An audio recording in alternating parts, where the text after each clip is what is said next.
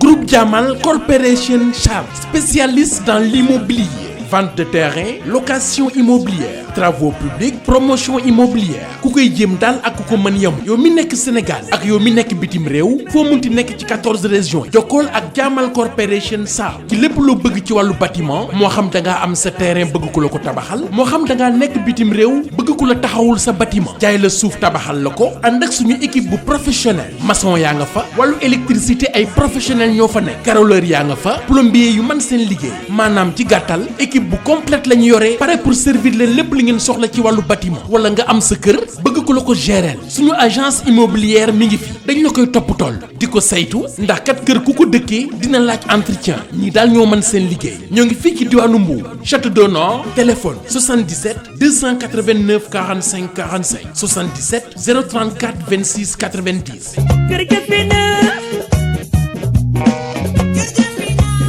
li ñuy utaleeg ñeneen ñi mooy suñu professionnalisme di la jox say caabi ci délai bokk na ki li ñuy bàkkee ci Sénégal mooy suñu équipe bu professionnel te complète service bu jaar yoon di la saytul sa liggéey ci anam bu mucc ayib ci bu lay neex waaye ba tey boo ñu wóoloo ñu defal la sa liggéey maanaam li ñuy wax clé à main suuf ak foo ko bëgg ci Sénégal ñu doxal la ko ànd ak suñu ay architecte professionnel defal la sa plan tabaxal la sa kër livrer la ko ci délai ak groupe Jamal Corporation Charles lépp lu jëm ci wàllu immobilier wàllu tabax taxawul la sa chantier defal la plan gérer la sa kër yaakaar naa ni loolu moom mooy bëgg-bëgg di mbébét ci bépp sénégalais ak foo munti nekk ci àdduna bi ku ci nekk am sa kër mooy sa sutura ak sa njaboot waaye ñu tabaxal la ko ci sécurité saytul la liggéey bi livrer la ko ci délai avec le groupe Jamal Corporation Charles l'immobilier c'est nous.